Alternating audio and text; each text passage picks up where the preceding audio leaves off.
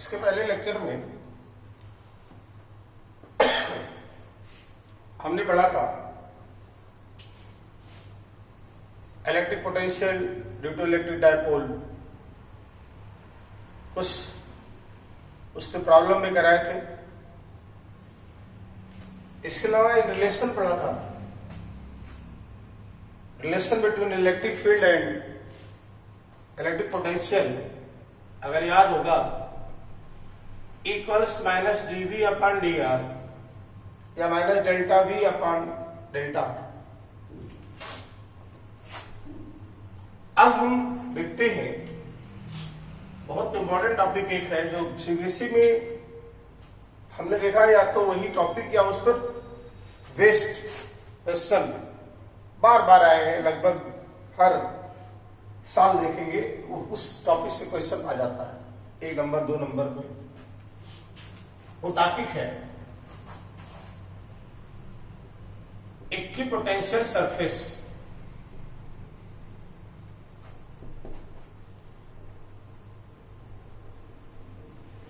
Equipotential surface,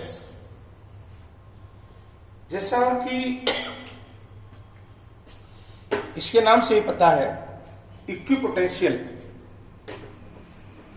ऐसे surface जिसके हर एक पॉइंट का पोटेंशियल सेम हो, that is called equipotential surface. ऐसा सरफेस जिसके हर एक पॉइंट का पोटेंशियल सेम हो, उसे हम बोलते हैं इक्विपोटेंशियल सरफेस। लिख सकते हैं ये सरफेस, ये surface at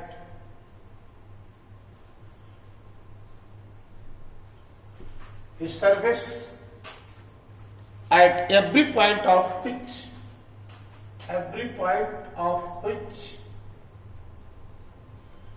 electric potential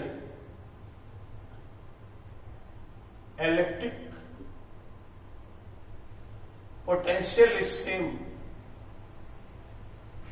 is called equipotential surface. Equipotential surface, a surface at every point of which electric potential is same is called equipotential surface. जैसे मान लो हम ड्रा करें, पॉइंट चार्ज अगर है कहीं, तो उसकी वजह से इक्विपोटेंशियल सरफेस कैसा होगा, किस तरह से होगा, ये हमें बताना है। जिससे मान लो एक कोई चार्ज है, पॉइंट चार्ज Q, तो इससे r डिस्टेंस पर, यहां r डिस्टेंस पर यहां देखें, पोटेंशियल मान लो है V, तो यहीं से r डिस्टेंस पर यहां भी पोटेंशियल होगा V, KQ by R। Potential कितना, KQ बाई R। यहां अगर देखें उतने ही डिस्टेंस पर, तो यहां भी पोटेंशियल V, यहां पे देखें तो पोटेंशियल V। यानी इस पॉइंट चार्ज की चारों तरफ कहीं भी देखें r डिस्टेंस पे, तो हर जगह पोटेंशियल क्या आएगा, सेम। इसका मतलब जो सरफेस बनेगा पॉइंट के अराउंड, वो कैसा बनेगा, स्फेरिकल। कैसा बनेगा, स्फेरिकल। ऐसे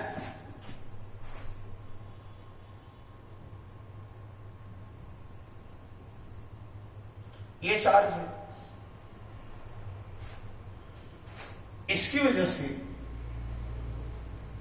r1 डिस्टेंस पे जो सरफेस आएगा बनेगा इसके चारों तरफ, उसके हर एक पॉइंट का पोटेंशियल सेम होगा।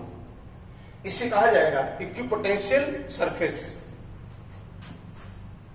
अच्छा, दूसरे कोई खींच दे R2 रेडिएशन, तो इस जो बड़ा वाला स्फीयर बनेगा, इसके हर पॉइंट का पोटेंशियल से, that is equipotential surface.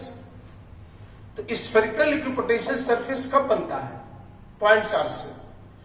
Point charge से हमेशा बनेगा इक्विपोटेंशियल सरफेस, जो बनेगा वो स्फेरिकल बनेगा। Spherical spherical equipotential surface, spherical equipotential surface due two point charge, ये बनेगा। अगर मान लो कहीं पर मान लो ऐसे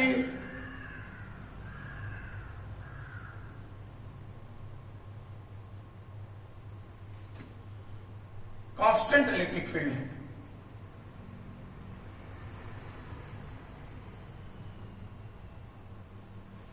इलेक्ट्रिक फील्ड कांस्टेंट है,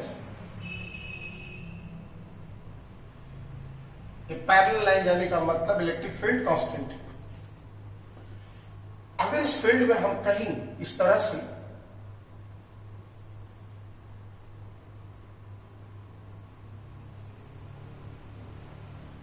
ऐसे सरफेस ले लें,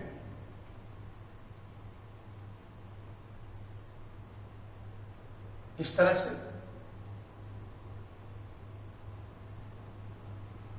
ऐसा सरफेस लें,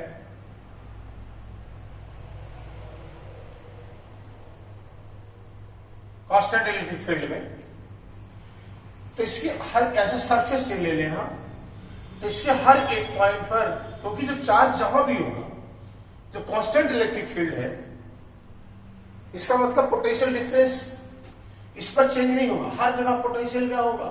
सेम होगा। हर जगह इसका पोटेंशियल सेम होगा। तो ये जो सरफेस आएगा प्लेन, ये आपका कहलाएगा इक्विपोटेंशियल सरफेस। यहां एक ले लें, कहीं भी ले सकते हैं।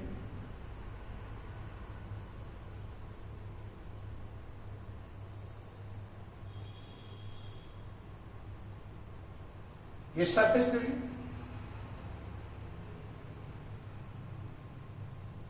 इस तरह से।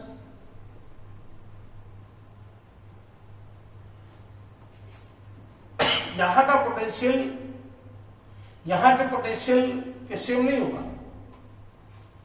इलेक्ट्रिक फील्ड के डायरेक्शन में चलने पर पोटेंशियल ड्रॉप करता है, मालूम है? Equals minus dv upon d r. D r बढ़ेगा माइनस डीवी अपॉन, अभी पढ़ा था, भले ही कांस्टेंट है, minus dv upon d r. Distance बढ़ेगा, पोटेंशियल ड्रॉप होता जाता है। डी आर बढ़ेगा, ई कांस्टेंट है तो डी आर बढ़ेगा तो डीबी भी बढ़ेगा। अब डीबी बढ़ रहा लेकिन निगेटिव, इसका मतलब घट रहा। तो इलेक्ट्रिक फील्ड के डायरेक्शन में चलने पर पोटेंशियल ड्रॉप होता है। यहां का पोटेंशियल कुछ और होगा, यहां का और होगा, लेकिन ये सरफेस पे हर एक पॉइंट का पोटेंशियल मान लिया 10 वोल्ट है, तो हर जगह का 10 वोल्ट इस सरफेस पे हर एक पॉइंट का पोटेंशियल सेम होगा। That is called equipotential surface. यहां मान लो 3 ही वोल्ट होगा, लेकिन हर एक पॉइंट का पोटेंशियल सेम होगा, तो ये आपका कहलाएगा इक्विपोटेंशियल सरफेस। ये प्लेन है, plane equipotential surface in constant electric field. Constant electric field, हमें हमको नहीं बताना है कांस्टेंट इलेक्ट्रिक फील्ड कहां मिलती है, किससे? इलेक्ट्रिक फील्ड मिलती है कांस्टेंट कहां से? Due to infinite charge sheet. Due to infinite charge sheet की वजह से इलेक्ट्रिक फील्ड निकालना था, sigma by 2 epsilon naught. Constant r पे डिपेंड नहीं करती है, आर पे डिपेंड नहीं करती। इसका मतलब कांस्टेंट इलेक्ट्रिक फील्ड में जो हमको इक्विपोटेंशियल सरफेस मिलेगा वो प्लेन इक्विपोटेंशियल सरफेस मिलेगा, और अगर पॉइंट चार्ज से मिलेगा तो स्फेरिकल इक्विपोटेंशियल सरफेस मिलेगा। लेकिन मान लो कोई इनफाइनाइट, ऐसे इनफाइनाइट चार्ज वायर है, चार्ज वायर, इसका क्यों पोटेंशियल सरफेस कैसे मिलेगा? इस वायर के आर डिस्टेंस पर यहां चले जाए, इनफाइनाइट चार्ज वायर की वजह से आर डिस्टेंस पर इलेक्ट्रिक फील्ड कितनी पढ़ा चुके हैं, 2k by r, 2k lambda by r, 2k lambda by r निकाला था, lambda by 2 pi epsilon naught r, जैसी को लिखा था 2k लैम्डा बाई आर। इसका मतलब आर, इसे आर डिस्टेंस पे यहां पोटेंशियल सेम, यहां से पोटेंशियल सेम, यहां पोटेंशियल सेम, हर जगह पोटेंशियल सेम भी होगा। इसका मतलब हुआ इसका जब खींचोगे तो चारों तरफ जब पोटेंशियल सेम होगा, इसके चारों तरफ पॉइंट चार्ज नहीं, ये लाइन चार्ज है, तो क्या मिलेगा सरफेस कैसा? सिलेंड्रिकल, ऐसे।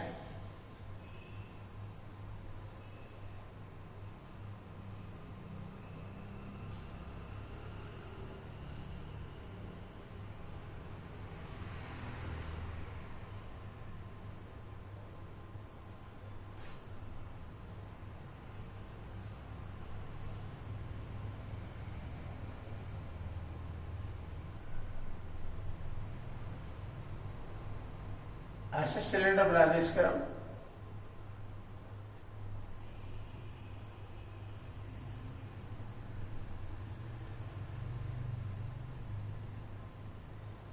ऐसे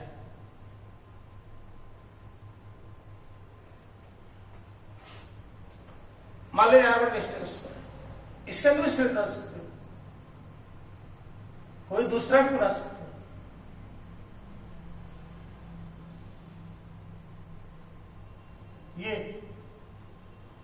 ये भी इक्विपोटेंशियल सरफेस होगी, ये मान लो r1 डिस्टेंस पे है, उस सिलेंडर के हर एक पॉइंट का पोटेंशियल सेम होगा, दूसरा सिलेंडर खींचोगे उसका पोटेंशियल सेम होगा, तीसरा खींचोगे उसका हर एक पॉइंट का पोटेंशियल सेम होगा।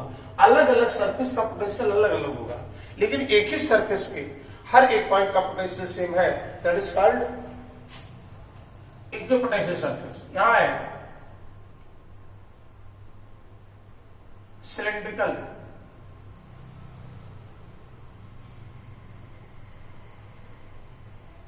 Equipotential surface due to line charge, line infinite charge. Okay, कभी कभी क्वेश्चन पूछता है draw equipotential surface for electric dipole, electric dipole के लिए इक्विपोटेंशियल सरफेस खींचिए। जैसे डाइपोल के बारे में पता है, दो चार्ज से मिलकर बना होता है, दो चार्ज, किस जगह पे पोटेंशियल सेम होगा? क्या यहां पोटेंशियल सेम होगा? नहीं। अरे प्लस चार्ज से मान लो V1 है तो प्लस माइनस Q चार्ज से V2 होगा, क्योंकि इसकी डिस्टेंस कम है, इसका डिस्टेंस ज्यादा है, R ज्यादा हो जाएगा तो V plus KQ by R, R differ करेगा। तो अगर दोनों की वजह से पोटेंशियल सेम होता और एक पॉजिटिव चार्ज है एक निगेटिव, तो नेट हो जाता जीरो। लेकिन यहां कहीं पोटेंशियल सेम हो ही नहीं सकता, होगा कहां? मिडिल पॉइंट पे। अगर मिडिल पॉइंट पर देखें तो इसकी वजह से अगर KQ बाई R तो इसकी वजह से माइनस KQ बाई R, तो नेट पोटेंशियल जीरो जीरो। यहां देखिए इस जगह पे, इसी बाइसेक्टर पे हमने पढ़ा है electric potential due to electric dipole at its equatorial position zero. अगर इसके बीच में देखो, इसके बीच में यहां एक सरफेस खींच दें ऐसे, इस तरह का सरफेस, तो इक्विपोटेंशियल सरफेस होगा। इसके हर एक पॉइंट पर, और इस पॉइंट पर निकालें तो यहां डिस्टेंस आर, तो यहां से भी आर, मिडिल पॉइंट पे है ही सरफेस से। यहां से पोटेंशियल V1 मान लो V, तो यहां से हो जाएगा माइनस V नेट 0। यहां मान लो हो जाएगा तो यहां से माइनस V, यहां से उतना प्लस V 0। किसी भी लाइन पर, किसी जगह पर, इक्वेटोरियल पर कहीं भी पोटेंशियल निकालोगे तो 0 होता है।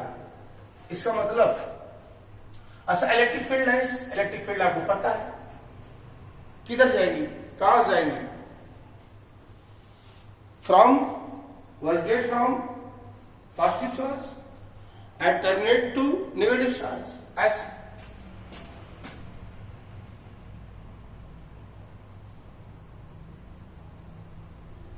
ऐसे इस तरह से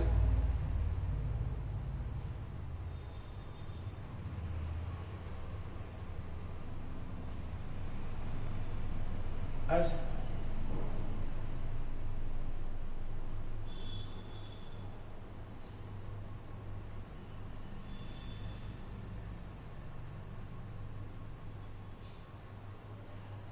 इस तरह से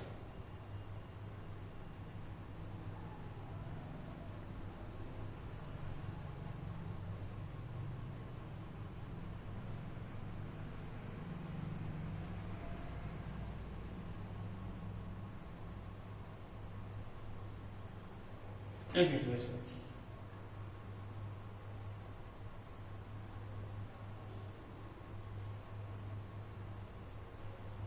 इस तरह से ये आपका कहलाएगा equipotential surface,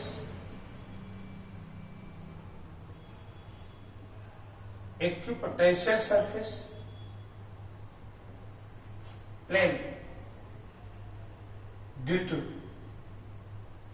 electric dipole, due to electric dipole कितना होगा पोटेंशियल सरफेस का? 0 0 0 0, हर जगह 0। That is called equipotential surface. Same हो, नेगेटिव भी हो सकता है हर पॉइंट पर, पॉजिटिव भी हो सकता है हर पॉइंट पर, 0 भी हो सकता है हर पॉइंट पर। That is equipotential surface due to electric dipole. अब इसकी कुछ प्रॉपर्टी इलेक्ट्रिक पोटेंशियल सरफेस की।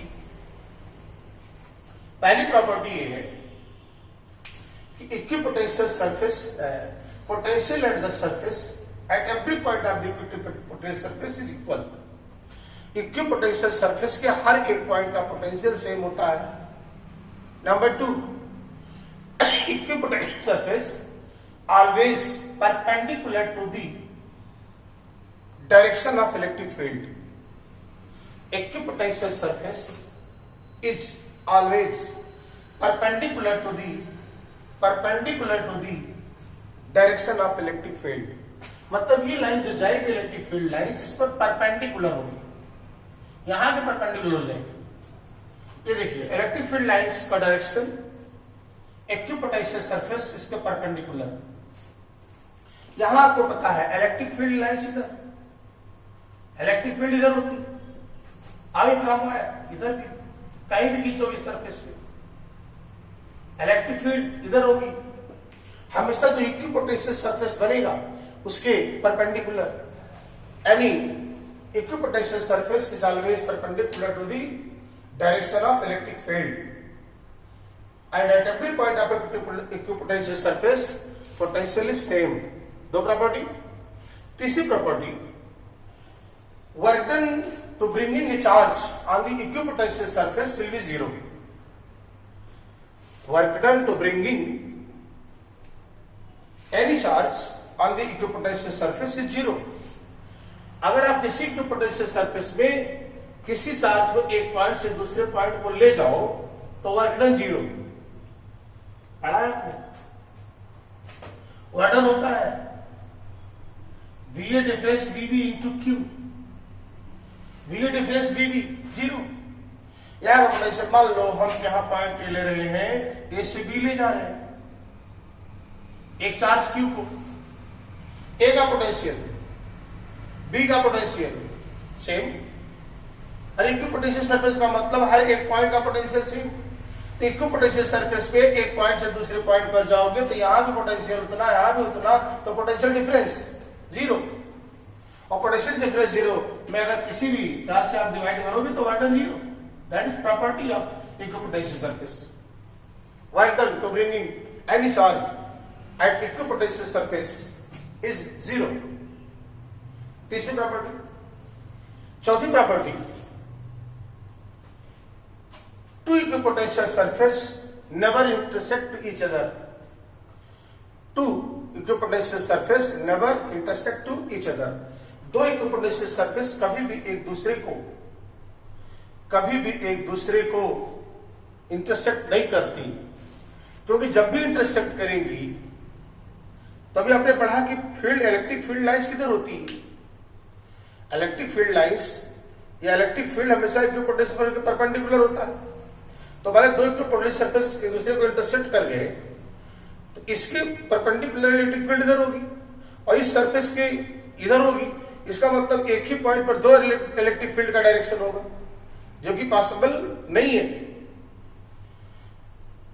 इक्विपोटेंशियल सरफेस के परपेंडिकुलर होता है डायरेक्शन ऑफ इलेक्ट्रिक फील्ड।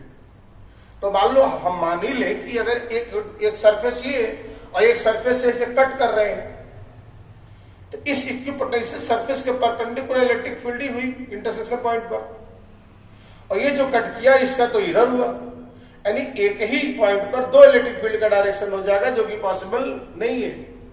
इसलिए कभी भी एक दूसरे को इक्विपोटेंशियल सरफेस, दो इक्विपोटेंशियल सरफेस कभी भी एक दूसरे को कट नहीं करते। ये चार प्रॉपर्टी आपको पढ़नी है। पहला, इक्विपोटेंशियल सरफेस उस सरफेस को बोलते हैं जिसके हर पॉइंट का पोटेंशियल सेम होता है। दूसरा, इक्विपोटेंशियल सरफेस पे इक्विपोटेंशियल सरफेस में किसी भी चार्ज को एक पॉइंट से दूसरे पॉइंट तक ले जाने में कोई वर्क डन नहीं होता। तीसरा, आपने पढ़ा कि equipotential surface always perpendicular to the direction of electric field. और लास्ट में अभी आपको हमने बताया कि दो इक्विपोटेंशियल सरफेस कभी भी एक दूसरे को इंटरसेक्ट नहीं करते। नोट कर लो, लिखो। Property of equipotential surface.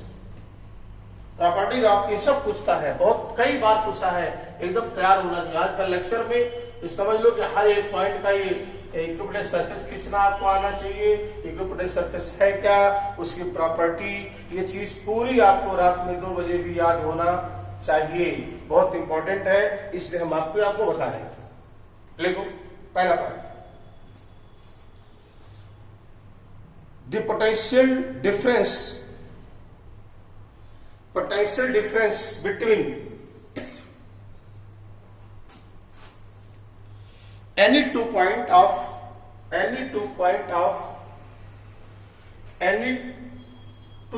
of potential difference between any 2 point of an equipotential surface is zero। यानी हर जगह पोटेंशियल सेम होता है, potential difference is zero. Number 2, the direction of electric field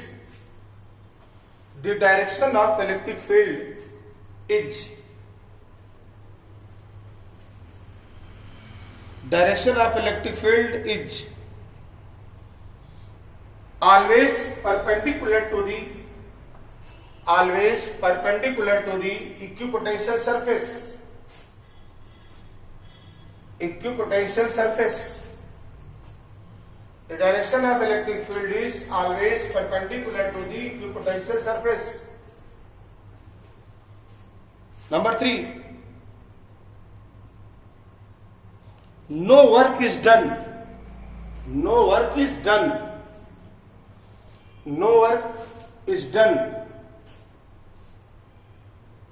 in moving a charge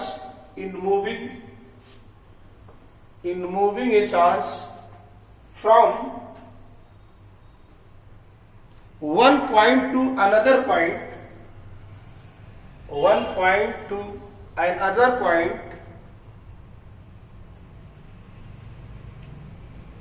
on the equipotential surface।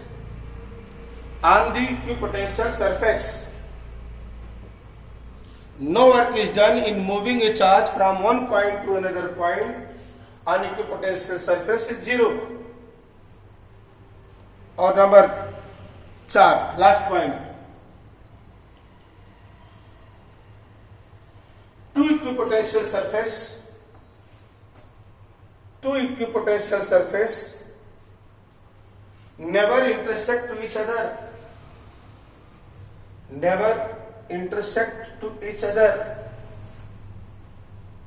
because two equipotential surface never intersect to each other, because if intersect, then there are two directions of electric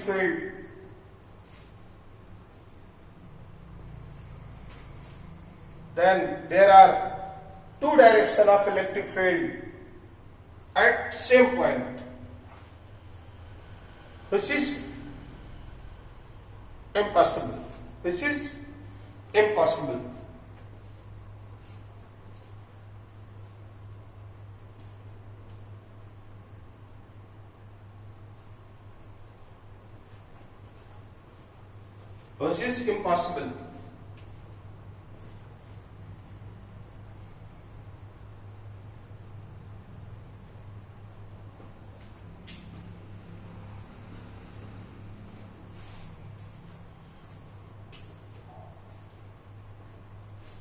right, तो ये आपको मालूम होना चाहिए, clear. Equipotential surface किसे कहते हैं, point charge से इक्विपोटेंशियल सरफेस खींचना मालूम होना चाहिए। इलेक्ट्रिक डायपोल से इक्विपोटेंशियल सरफेस मालूम कैसा ड्रा होगा, कांस्टेंट इलेक्ट्रिक फील्ड में इक्विपोटेंशियल सरफेस कैसा होगा। लाइन चार्ज इनफाइनाइट है तो उसकी वजह से electric potential surface equipotential surface कैसा होगा, और इसके बाद इक्विपोटेंशियल सरफेस की चारों प्रॉपर्टी आपको जबान पे याद होनी चाहिए। ओके, अब हम पढ़ेंगे electrical potential energy. Electrical potential energy, बस चैप्टर के लास्ट की तरफ चल रहे हैं धीरे धीरे। मैक्सिमम 2 लेक्चर का और चैप्टर आएगा इलेक्ट्रिक पोटेंशियल, उसके बाद आ जाएगा कैपेसिटर।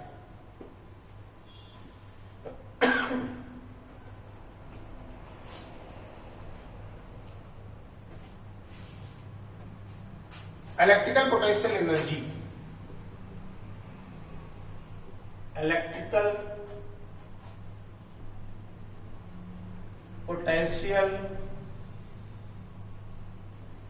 एनर्जी।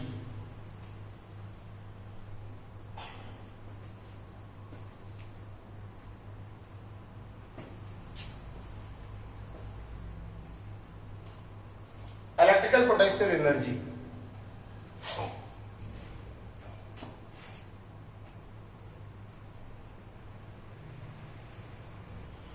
क्या है ये? वास्तव में ऐसे कॉन्सेप्ट समझे,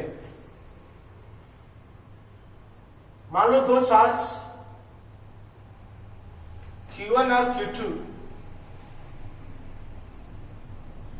ऐसे इनफाइनाइट में, दोनों के बीच की डिस्टेंस 0 इनफाइनाइट है, दोनों के बीच की डिस्टेंस इनफाइनाइट है। क्या ये दोनों चार्ज मिलकर कोई सिस्टम बना रहे हैं? नहीं, दोनों के बीच कोई फोर्स नहीं है। अगर दोनों के बीच की डिस्टेंस इनफाइनाइट है तो क्या उनके बीच कोई फोर्स लग रहा है? नहीं, इनफाइनाइट पर है। दोनों मिल करके किसी तरह का कोई सिस्टम नहीं बना रहे। इसका मतलब अगर हम दोनों को इनफाइनाइट से लाकर किसी सर्टेन डिस्टेंस पर रख दें और उनके बीच एक फोर्स लगने लगे तो दोनों मिलकर के एक सिस्टम बना रहे, अगर उनको हम रिलीज करेंगे, दोनों पॉजिटिव चार्ज है, दूसरे दूर भागेंगे। अगर ये निगेटिव है, ये पॉजिटिव है, दूसरे के नजदीक आएंगे। तो अगर 2 चार्ज को क्या अब इसमें एनर्जी आ गई कि नहीं? अभी इनफाइनाइट पर थे तो उनके बीच कोई फोर्स नहीं था, वही वही दोनों पड़े हैं, उनके बीच कोई फोर्स नहीं, कोई एनर्जी नहीं। लेकिन अगर हम ला करके उनको फाइनाइट डिस्टेंस पर रख दें और उनके बीच एक फोर्स लगने लगेगा, चाहे रिपल्सन का हो चाहे अट्रैक्शन का हो, तो जब हम वहां उनसे रिलीज करेंगे तो क्या दोनों चार्ज भागेंगे, या तो एक दूसरे की तरफ या तो एक दूसरे से दूर। इसका मतलब पोटेंशियल एनर्जी की यही डिफिनेशन है कि अगर उस बॉडी को जहां भी वो बॉडी है वहां से उसको रिलीज कर दो, अगर वो बॉडी मोशन में आ जाती है, सिस्टम में से कोई भी पार्ट अगर मोशन में आ गया, इसका मतलब उसमें पोटेंशियल एनर्जी थी और वही पोटेंशियल एनर्जी हमको काइनेटिक एनर्जी में चेंज हो रही। हमने बताया था आपको, अगर याद हो तो, वास्तव में पोटेंशियल एनर्जी की पहचान क्या है, कैसे पहचानोगे इस बॉडी में पोटेंशियल एनर्जी है या नहीं, कैसे पहचानोगे? अभी पोटेंशियल एनर्जी है या नहीं है बॉडी में, क्या पहचान उसकी है? सबसे बड़ी पहचान उसकी यही है, जैसे हम पूछे कि इसमें पोटेंशियल एनर्जी है कोई की नहीं, अभी इलेक्ट्रिकल पोटेंशियल एनर्जी नहीं आ रहा, पोटेंशियल एनर्जी आपको बता रहे पहले, ये पोटेंशियल इसमें है कि नहीं है, कैसे पहचानोगे? साधारण सी बात है, जिस पोजीशन में बॉडी है उसको रिलीज कर दो। अगर ये बॉडी मोशन में आ जाती है, इसका मतलब उसमें पोटेंशियल एनर्जी थी, वही काइनेटिक एनर्जी में चेंज हो रही है। मोशन में आने का मतलब काइनेटिक एनर्जी आ रही है उसमें, यानी पोटेंशियल एनर्जी काइनेटिक एनर्जी में चेंज होती है। पोटेंशियल एनर्जी इतनी जिद्दी एनर्जी है कि बिना वो काइनेटिक एनर्जी में बदले मान ही नहीं सकती, राइट? जैसे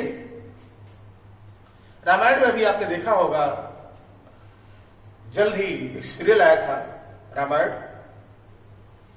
उसमें एक चीज देखा आपने, एक बार लक्ष्मण जी को शक्तिवाण लग गया। किसी वैद्य ने बताया कि एक बूटी मिलेगी हिमालय पर, उसको अगर यहां पर लाया जाए तो उससे लक्ष्मण जिंदा हो सकते। एक काम हनुमान जी को सौंपा गया, हनुमान जी गए, बूटी पहचान नहीं पाए, उन्होंने उठाया, पहाड़ी उठा लिया और लेकर के लंका की तरफ जा रहे थे। रास्ते में अयोध्या पड़ा, भरत ने देखा, जब आवाज सुनी तो भरत ने सोचा कि राम की अनुपस्थिति में कोई राक्षस या कोई आक्रमण कर रहा है। इन्होंने धनुष बाण को उठा लिया और मारा। हनुमान जी मूर्छित होकर के नीचे गिर गए, अंडर ग्रेविटी, गुरुत्व के अधीन हनुमान जी नीचे आ गए। लेकिन जैसे ही नीचे गिरे तो उनके मुंह से राम का नाम निकला। भरत ने सोचा है तो राम का भक्त है, मेरे बड़े भाई का ही भक्त है, बड़ा अन्याय हो गया, मैंने इसको मार दिया। तुरंत ऐसे में आकर के उन्होंने दोबारा धनुष को अपने खींच लिया, कहा हनुमान जी आप घायल हो चुके हैं, आप इसे बैठ जाइए, इसी तीर के सहारे में आपको लंका भेज देता हूं। हनुमान जी ने कहा नहीं, क्योंकि वो वीर बली हनुमान जी माने जाते हैं। उन्होंने सोचा कि अगर मैं इनका सहारा लूंगा तो मेरी वीरता पर एक लांछन लगेगा, इसलिए कहा नहीं, आप कृपा ना करें, मैं स्वयं इतना भी समर्थ है मुझमें, मैं वहां पहुंच जाऊंगा। और चूंकि भरत जी ने अपना तीर तान रखा था, धनुष का चाप चढ़ा लिया था, भरत जी ने कहा वीरों का तर्कस एक बार जब खिंच जाता है तो उतारा नहीं जाता, वीरों का तर्कस एक बार जब खिंच जाता है, चढ़ा लिया जाता है तो उतारा नहीं जाता, इसको छोड़ना ही है। बोले कहां छोड़ दें? तो हनुमान जी ने बताया कोई लंका में कोई दरवाजा हो, नहीं टूटता मुझसे, यहीं से छोड़ दो, दरवाजा टूट जाएगा। इन्होंने छोड़ दिया, टूट गया होगा। लेकिन अगर भरत जी ने ये कहा होता, बात वही है, भरत जी ने ये कहा होता कि हनुमान इस धनुष में पोटेंशियल एनर्जी आ चुकी है और बिना ये काइनेटिक एनर्जी में बदले मान ही नहीं सकती,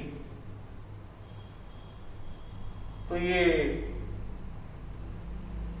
रामायणी लोगों को फिजिक्स पढ़ना पड़ता। सेंस वही है। अगर किसी बॉडी में पोटेंशियल एनर्जी आ गई तो बिना वो काइनेटिक एनर्जी में बदल ही नहीं सकती। यही बोले होते भरत के हनुमान धनुष में पोटेंशियल एनर्जी आ चुकी है, अब बिना काइनेटिक एनर्जी में बदले मान ही नहीं सकती। सेंस वही है कि वीरों का तर्कस जब एक बार चढ़ जाता है तो उतारा नहीं जाता। मतलब पोटेंशियल एनर्जी इतनी जिद्दी एनर्जी है कि बिना वो काइनेटिक एनर्जी बदले मान ही नहीं सकती। सेंस वही है। क्या पहचान है पोटेंशियल एनर्जी की? दो इनफाइनाइट चार्ज है, तो क्या इनके बीच कोई फोर्स है? नहीं है। दोनों मिलकर कोई सिस्टम बना रहे? नहीं बना रहे। दोनों के बीच कोई एनर्जी है? नहीं है। कोई फोर्स है? नहीं है। लेकिन अगर हम ला करके दोनों चार्जों को कुछ फाइनाइट डिस्टेंस पर ऐसे रख दें, रिलीज ना करें, पकड़े रहे ऐसे, तो क्या अब उनके बीच कोई फोर्स लग रहा है? बोलो। हाला बोलना पड़ेगा भाई। लग रहा है, या तो रिपल्सन या तो अट्रैक्शन, या तो रिपल्सन या तो अट्रैक्शन। रिलीज करोगे तो या तो खींचेगा तो दूर भागेगा। इसका मतलब उससे पोटेंशियल एनर्जी आ चुकी है। वही काइनेटिक एनर्जी में उसको दूर या पास भगा रही है, काइनेटिक एनर्जी में चेंज कर रही है।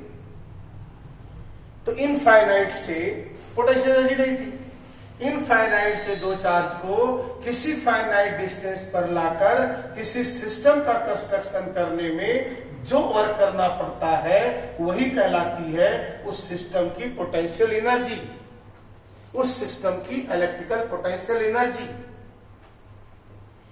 इनफाइनाइट से हम जब दोनों चार्ज को ला रहे हैं तो हमको वर्क करना पड़, वहां दोनों पॉजिटिव चार्ज है, रिपल करेंगे थोड़ा दूर आएंगे, फाइनाइट डिस्टेंस पर पहुंचेंगे तो वो क्या करेंगे? एक दूसरे को रिपल करेंगे, और उसके अगेंस्ट हम उसको ला रहे हैं, ऐसे ला रहे हैं। इसका मतलब हम वर्क कर रहे हैं। तो जितना हम वर्क कर देंगे वही वर्क डन उसमें पोटेंशियल एनर्जी के रूप में स्टोर हो जाता है, जिसे हम कहते हैं electrical potential energy. Electrical potential energy उसी को बोलते हैं। इतना क्लियर? बहुत सारे जगहों पर आपने यूज किया होगा। Work done equals change in potential energy. Infinite पे थे तो एनर्जी कितनी थी? कोई फोर्स नहीं था, जीरो। जब फाइनाइट डिस्टेंस पर आए तो हमको वर्क करना पड़ा, अब इसमें पोटेंशियल एनर्जी आ गई। मान लो यहां पर कितना था? जीरो। हम लाए दोनों चार्जों को, एक सिस्टम के बनाए, हमको वर्क करना पड़ा 10 जूल। यहां एनर्जी कितनी? जीरो। अब यहां पर एनर्जी हो गई कितनी? 10 जूल। तो हमको 10 जूल जितना वर्क करना पड़ा उतना ही पोटेंशियल एनर्जी में चेंज आ गया। ये मान लो जमीन से ये बॉडी 1 मीटर पे है, मान लो यहां है, इसमें एनर्जी कितनी? मान लो 10 जूल। अरे mgh एनर्जी है, हम मान लेते कितना? 10 जूल। यहां पे हम इसे उठा करके यहां ले गए, अब इसमें एनर्जी आ गई 25 जूल। यहां थी तो एनर्जी कितनी थी? 10 जूल। इसको ऊपर ले गए, यहां पर लाए तो एनर्जी हो गई कितनी? 25 जूल। हमने कितना वर्क किया? कितना वर्क किया? 15 जूल। यहां थी कितनी एनर्जी थी? 10 जूल। यहां लाए, इसको कितना हो गया? 25 जूल। तो 15 जूल तो करना पड़ा, वर्क डन। तो change in potential energy is equals to work done. Change in potential energy equals work done. Potential energy 10 थी, यहां पहुंची 25 हो गई, इसका मतलब चेंज आया 15 का, उतना वर्क करना पड़ा। पोटेंशियल एनर्जी का कॉन्सेप्ट लाया ही गया इसलिए कि वर्क डन को इंटीग्रेशन से बचाता है। वर्क डन निकालते समय इंटीग्रेशन से बचाता है। Change in potential energy equals work done.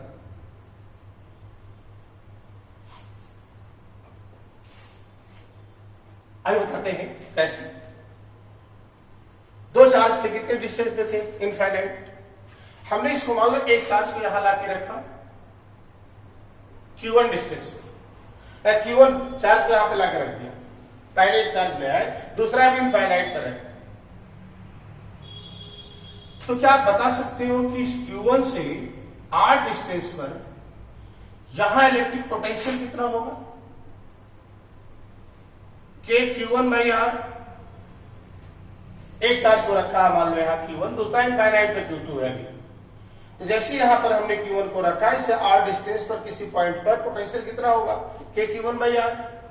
चलो ठीक, यहां पर पोटेंशियल इनफाइनाइट पर पोटेंशियल कितना है, 0। फिर हम Q2 चार्ज को इनफाइनाइट से ला करके यहां पर रखे यहां, और यहां पे पोटेंशियल कितना है, V। मान लो ये पॉइंट ए है, ए पर पोटेंशियल कितना है, V।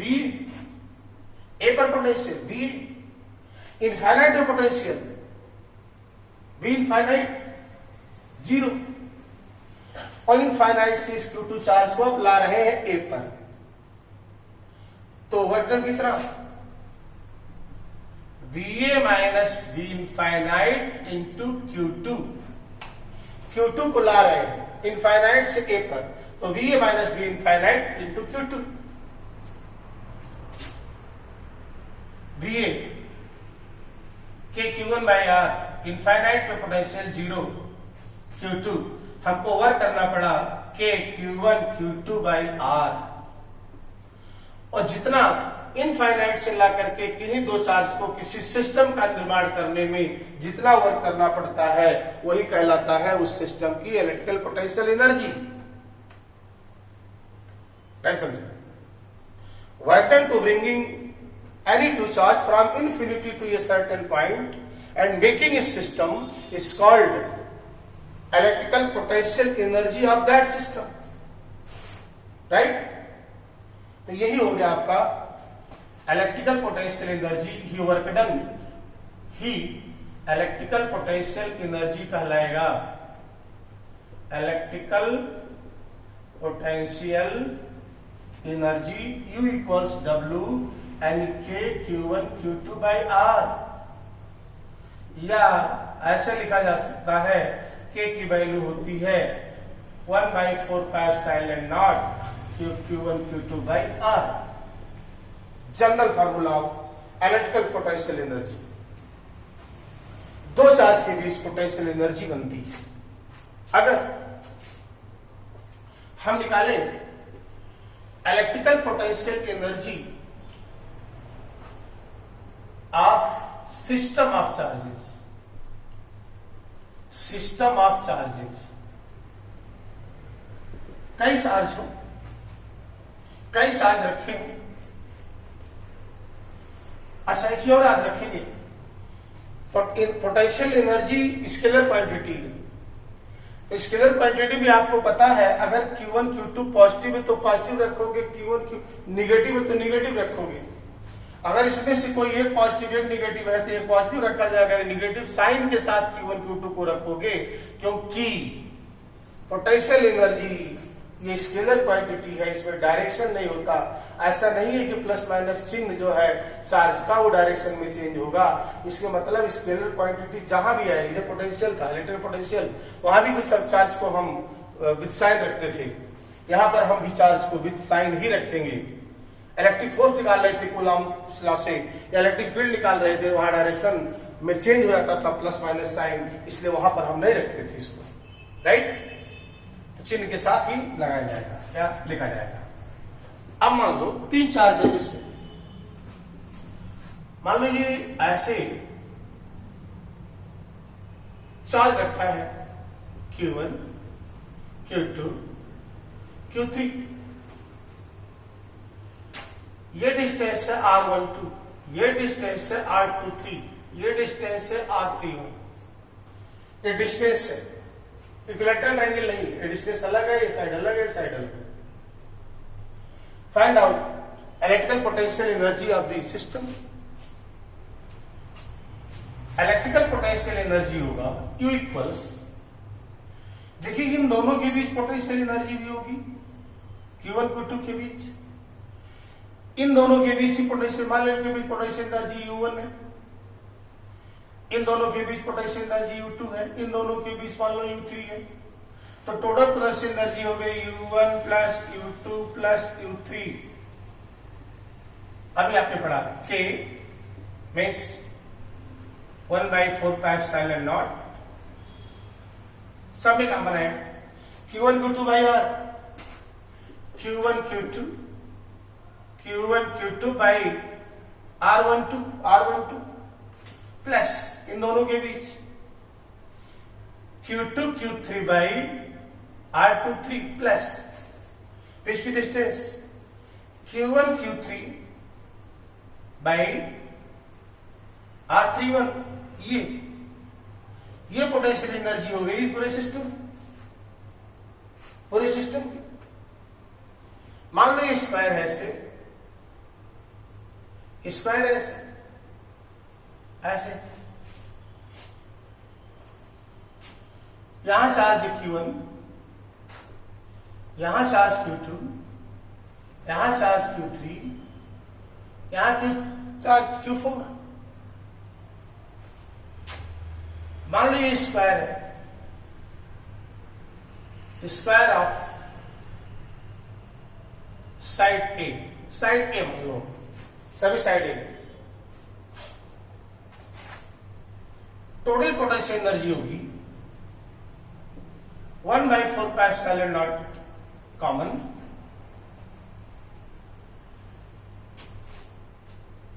इन दोनों के बीच Q1 Q2 के बीच Q1 Q2 by A plus इन दोनों के बीच Q2 Q3 by A plus इन दोनों के बीच Q3 Q4 by A plus इन दोनों के बीच Q4 Q1 by A plus क्या इतनी सारी पोटेंशियल एनर्जी होगी कि और कुछ होगी? और होगी। इन दोनों के बीच पोटेंशियल एनर्जी, इन दोनों के बीच Q1 Q3 by √2a diagonal distance होगा बीच का √2a और इनके बीच पोटेंशियल एनर्जी होगी Q2 Q4 बाई √2a। ये पोटेंशियल एनर्जी होगी system of 4 charges, system of 3 charges. 2 charge का भी आपने पढ़ा था, 2 चार्ज में भी होता है Q1 Q2 by R। 3 charge रहेंगे तो देखिए 3 एनर्जी आ रही है, 4 चार्ज है देखिए तो 6 एनर्जी आ रही है। इसका मतलब इस तरीके से एनर्जी हम निकाल सकते हैं, electrical potential energy of A system of charges, right.